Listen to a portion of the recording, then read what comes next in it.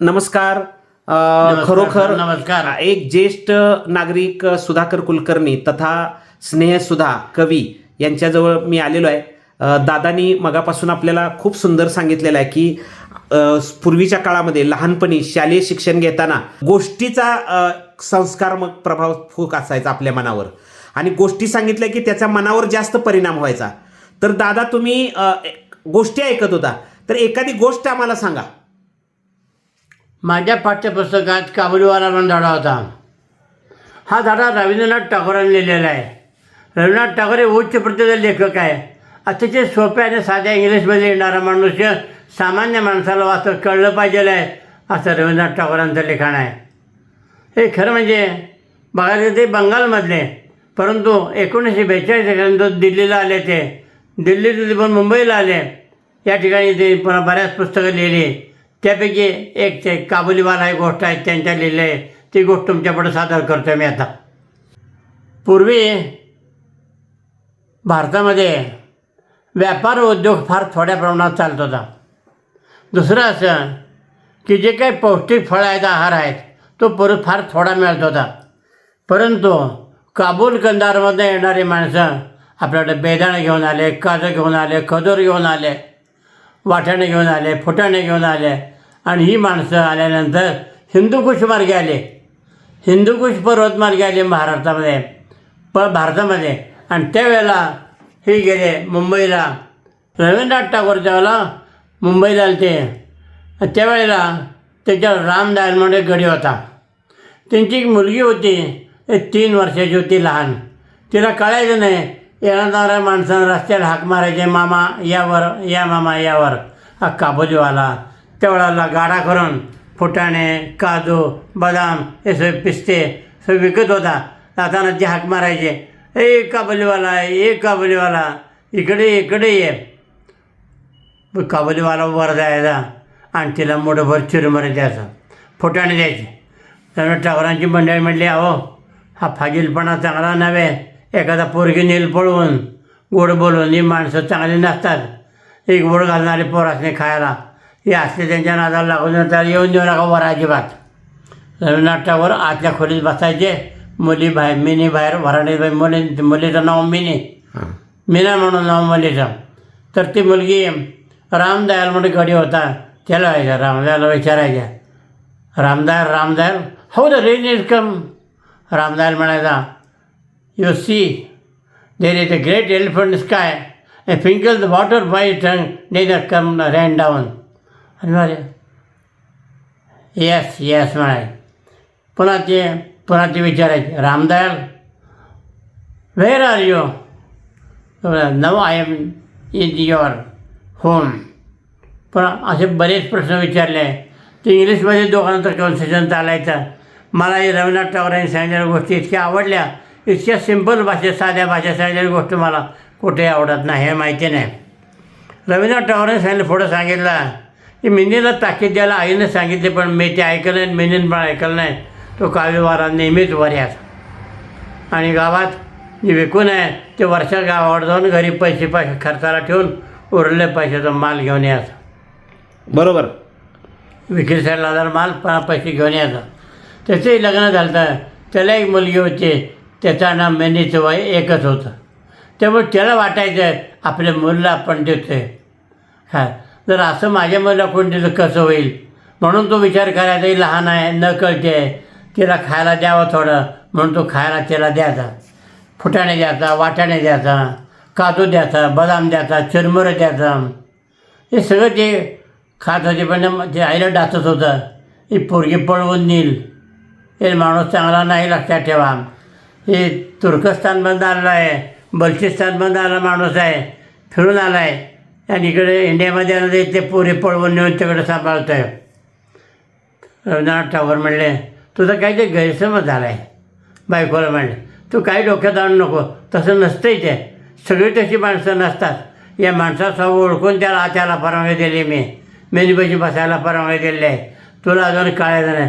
तुम्हालाही कळेल म्हणले पोरगी पळवून नेल्यावर, तर तुम्हाला कळायचं नाही काय अजिबात. असा नवरा बायकोचा संवाद चालायचा. ते म्हणायचे, मेने दगा करू नको, मी लिहितोय ना आता, दगा करू नको जरा. बोलवू नको कोणा रस्त्याच्या माणसाला अजिबात. ते म्हणायचे येस आय नो दॅट, मला कळालं तुम्हाला काय म्हणायचं आहे ते. यू राईट युअर प्रोग्रॅम, तुमचं काय लिहायचा कार्यक्रम तुम्ही चालू ठेवा. मग काबुलीवाला असा हिंडा असताना एका माणसानं त्यावेळच्या काळात 100 रुपयाची उधारी केली खायला उचलून. फुटाणे उचलायचे, काजू उचलायचे, बदाम उचलायचे, बेदाणे उचलायचे, आणि त्या माणसानं पैसे दिले नाहीत. पैसे दिले नाहीत. हा कट्टर मुस्लिम मनुष्य, ताबीज मनुष्य, रागीट मनुष्य या माणसानं सोरा काढला आणि त्या माणसानं नाड्यात घातला. माणूस मरून पडला. पोलीस आले, धरून नेलं त्याला. ती सोरा त्याच्या हातात दिला. आणि तो ज्यावेळेस जात होता त्यावेळेला, oh Kabuliwala, where are you going now, where are you going now. Mini विचारत होते. No I am going father in law's house, मी तुरुंगात चाललो आहे असं त्याने सांगितलं. I am going in father in law's house म्हणून त्यांनी सांगितलं. आता मिनीला काय करणार, कशा निघाला आहे, काय झालं आहे काय नाही. पण रक्तानं माखेला चाकू हातात घेतला. वडिलांनी बघितला आणि मग त्याला कळालं की माणसं कडक असतात, धंद्याला व्यवसायाला प्रामाणिक असतात. अप्रामाणिक वागणाऱ्या माणसाला शिक्षा दिल्याशिवाय राहत नाहीत. याने पैसे बुडवायचा प्रयत्न केला, त्याला संपवायचा प्रयत्न या माणसाने केला. काबुलीवाल्यानंच मारलं. काबुलीवाल्यांची गोष्ट करावी लागली. 11 वर्ष शिक्षा झाली तुरुंगात त्याला. काबुलीवाल्याला 11 वर्ष अंगावरचे कपडे काढून घेतले, तुरुंगाचे कपडे त्याला दिले. म्हणजे पैसे बुडवणाऱ्या माणसाला त्यानं मारलं. बरोबर आहे. मला काय म्हणायचं, त्या माणसाला पैसे चुकीचं नाही. पोट भरायसाठी आला माणूस, त्याचे वेळच्या वेळा पैसे खाऊन द्यायला नकोत का. त्यानं काय केलं, शेतीवाडी घर त्याचं काय नाही तर जगायसाठी आला माणूस. ते 4 बरोबर काय जिन्नस वगैरे घेऊन आलेला. काबुलीवाला 11 वर्ष तुरुंगात राहिला. त्याला आठवण व्हायची आपल्या मुलीची, आपल्या बायकोचे, आपल्या आईचे. रडायचा तर तुरुंगात. काय करणार, इलाज नाही. हे आपण केले ते भोगलं पाहिजे आहे. त्या उद्देशाने तुरुंगाची शिक्षा तो भोगत होता. 11 वर्षाचा काळ कसा निघून गेला काय कळालं नाही, काय नाही. आणि एक दिवस त्याला त्यांनी सोडला. शिक्षा संपली, तुला दिलेले, जा तू घरी म्हणून. मग त्याचे कपडे त्याला दिले, तुरुंगातले कपडे काढून घेतले. एक लक्षात ठेवा, जे कपडे दिले त्या कपड्यामध्ये कागदाची चिठी होते. ती चिठी त्यानं, मला थोडी चिठी द्या माझी, मला बाकीच काय नको म्हणून ज्वेलरला सांगितलं आणि चिठी काढून खिशात घातली आणि रस्त्याने यायला लागला. वाटलं त्याला जावं मेनीकडं आता. 2 मिनटं 11 वर्षानंतर जावं मेनीकडं असं वाटलं. इकडे मेनीच्या वडिलांनी मेनीचं लग्न ठरवलं, बँड ठरवला, वाजंत्र ठरवले, स्पीकर ठरवला. हे सगळ्या गोष्टी त्यांनी करायच्या. कशा करता, एकुलती एक मुलगीचं लग्न थाटात करायचं या उद्देशाने रवींद्रनाथ टागोरांनी सगळे जुळणे केले. हे करत असताना काबुलीवाला तिथं आला. जरी कोणी काही नाही ओळखलं तर रवींद्रनाथ टागोरांनी त्याला बरोबर ओळखला. त्याला आत घेतला, त्याला चहा प्यायला दिला. तर मिनीला हळद लावायचं काम चाललं होतं. त्यावेळेला काबुलीवाला म्हणला, oh Mini, where are you going no, where are you going no. ना going in father in law's house. हे फादर इन लॉ डबल, त्याची double meaning. Father in law म्हणजे तुरुंग आणि फादर इन लॉ म्हणजे सासर. फादर इन लॉ म्हणजे सासर. तू सासर निघालीस का, मी तुरुंगास बघलो. त्याप्रमाणे तुला तो राहिलं पाहिजे तुरुंगात, तिथं ऐकलं पाहिजे, त्याच्या माणसाची कामं केली पाहिजेत, चांगलपणा मिळवला पाहिजे. रवींद्रनाथ टागोर म्हणले, माणूस अडकला आहे तुरुंगात, 11 वर्ष शिक्षा भोगले आणि एवढीच एक शिक्षा सोडून सुद्धा मिनीवर एवढा सरळा बोलतोय. अजून आश्चर्य वाटलं त्याला. मिनीची आई आली, काबुलीवाल्याला चहा दिला का बर्फ्याला, त्याला जेवायला घातला. सांगितलं काबुलीवाल्यानं, आपल्या मुनीचं लग्न आहे, त्याला कपडे करूया. हे काबुलीवाल्याला कपडे केले ज्याने, कपडे नवीन घालायला लावले त्याला. त्यावेळेला त्यांच्या केसाने चिठ्ठी काढली. चिठ्ठी काढली, चिठ्ठी उलगडली आणि बघितलं. त्या चिठ्ठीमध्ये त्याच्या हाताची, मुलीच्या हाताची 5 बोटं शेण काढलेली होती. ते बघितलं, डोळ्यात धाराला आल्या त्याच्या. रवींद्रनाथ टागोर मागोबर राहिले, खांद्यावर हात ठेवला. का रडतोस, काय झालं, कशा करता, का रडायला नाही सांग. केलंच ते केलं, शिक्षा भोगलेस. आता घरात न्यायला काय नसेल अजिबात, आईवडिलांना, पोराबाळांना, बायकोला. हे पैसे घे 1000 रुपये आणि कागद घेतला त्याने काढून खिशात बघितलं तर त्या मुलीच्या हातानं त्या कागदावर काढला होता. हे सांगितलं की ते फोटोग्राफी नव्हते त्यावेळेला, म्हणतात मुलीचा मी हात आणला आहे आठवण होईल. त्यावेळेला कागद खिशातनं काढून मी बघत होतो. पण जेलमध्ये कपड्यावर त्यांच्याकडे गेलं, ज्वेलरकडे गेलं ते पण परत मागून आणले मी. या रडू नको, मी माझा बँड कॅन्सल करतो, माझी वाजंत्री कॅन्सल करतो, मी आता स्पीकर कॅन्सल करतो आणि तुला मुलीच्या लग्नासाठी 5,000 रुपये दर म्हणून टावरानं दिले. तू माझ्या मुलीप्रमाणे तुझ्या मुलीचं लग्न करायला म्हणून सांगितलं. हो हो हो. आणि जाताना त्यांनी सांगितलं, oh Mini I am going to my house, I am marriage to my lady, my marriage to my daughter म्हणतो तो, I am going to my home. ती गेला घरात निघून गेला. काबुलीवाला गेला, ते डोळ्यातनं पाणी पाटापाटा गळत होतं.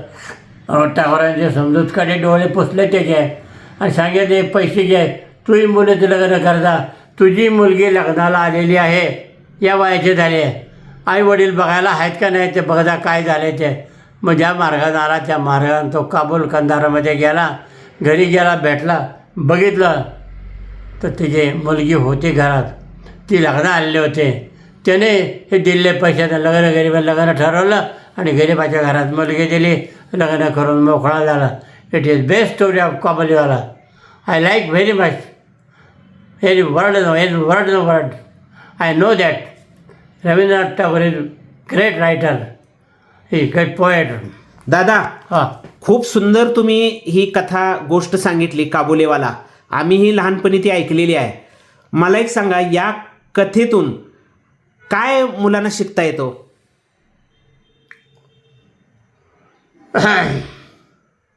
कसं वाटलं बघा तुम्हाला?